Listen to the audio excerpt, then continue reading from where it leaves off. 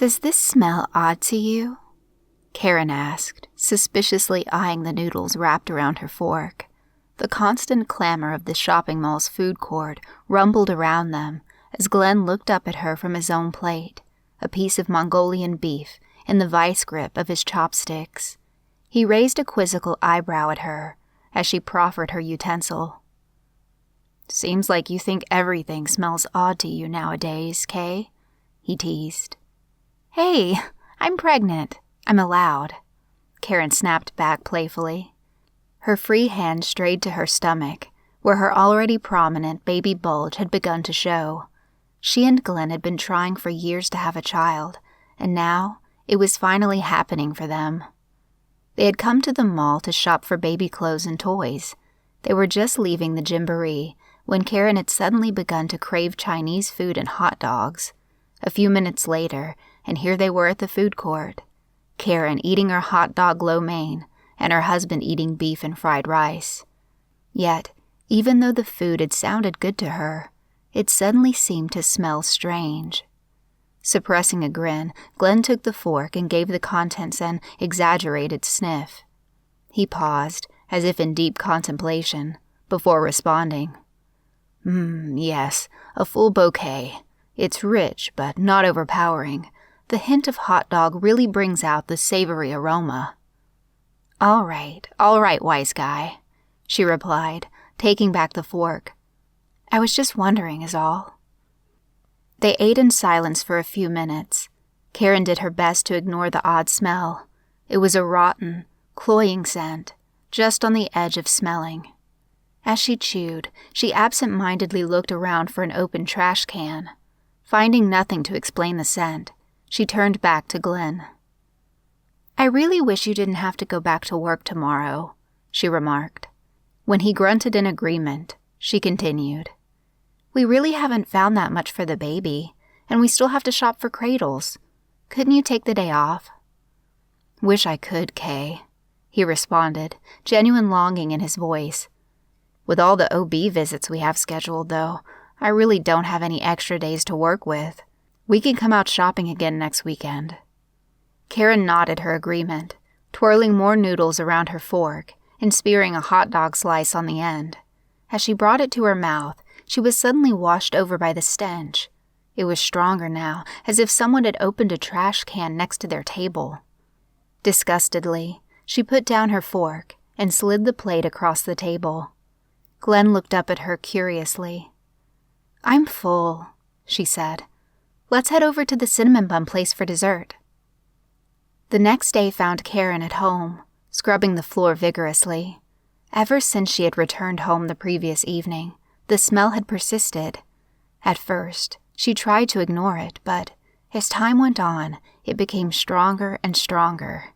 She had taken a shower and Glenn had done the same, but that had no effect.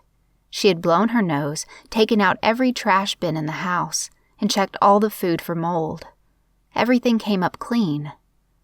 Glenn had not been helpful either. After about 2 hours of dealing with the phantom scent, he was content to believe it was all in Karen's head and had gone to bed.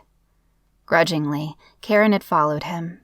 She had not slept a wink that night, however, and was committed to eradicating the smell the next day. She sat from her kneeling position, wiping the sweat from her forehead with her arm. This was the last floor in the house. She could smell the pervasive scent of pine sol, but all it did was mingle with the terrible scent that she could not seem to get rid of. She stood, grateful that she was not very far along in her pregnancy. Getting up on her own was going to be tough soon. Still, it would be worth it. A fresh wave of putrid odor assaulted her anew. She dry-heaved a few times before the odor abated enough to breathe properly. She knew it was real. It had to be. She feverishly began to search anew. She walked around the outside of her home, looking for dead animals. She checked the vents for rats or bugs. She even went in the attic to search for rotting clothing or wood. Everything seemed fine. The day ran on, and Glenn still hadn't returned home from work. She sat on the couch, miserable and sick to her stomach. Every hour the smell grew stronger, and she had vomited until there was nothing left in her to bring up. She descended into a feverish haze as wave after wave of nausea took her. Frantically, she tried to think of anything she may have missed. She had smelled it at the mall. She smelled it here, inside and out. Whatever it was didn't seem to be in any one place. It seemed like the scent was following her around everywhere she went. It was almost as if... She looked down at her own, slightly distended gut. As if she was carrying it with her. Glenn arrived home just as it was getting dark outside. He had to stay late at work due to a pressing deadline, but now he was ready for a nice dinner and some relaxing cuddling on the couch with Karen. Smiling to himself, he stepped out of his vehicle. The first thing he noticed was that, despite the darkness outside, there was no light in the house. Figuring that Karen must have gone to sleep after a long day of bad smells, Glenn undid the lock and opened the door. The stench hit him like a tidal wave. It rushed over him, making him feel disgusting and causing him to retch.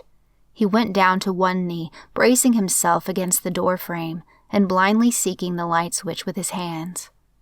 He felt his knee become soaked by a cool, viscous fluid. He called out for Karen before retching again, becoming aware of another smell underlying the putrid rot, the coppery smell of blood. Glenn? Is that you? Looking up, Glenn saw a slumped silhouette against the far wall. Suddenly fearful for his wife, he left off searching for the switch, made it to his feet, and carefully moved across the slick floor to where she sat. Even in the failing light, he could see that her skin was ashen. She had a glazed look to her eyes that dully reflected the failing light from the window. She smiled faintly as she looked at him. "Glenn, I found it," she whispered faintly. "I knew I wasn't crazy. I knew I could smell something, but I threw it out. It's all better now." Karen fell silent. Desperately, Glenn pulled out his cell phone to call 911. What he saw in the light of the glowing screen caused him to freeze. There was a large kitchen knife in Karen's hand. Across the width of her stomach was a large cut, through which entrails could slightly be seen. Blood, viscera, and something else pulled away from her, covering the floor. The scent came again then, throwing him into a fit of convulsions and retching. Glenn fell to the ground, hacking and coughing. His vision began to swim, and as his consciousness faded, he could make out the faint sound of something, making slopping and smacking sounds as it dragged itself across the kitchen floor.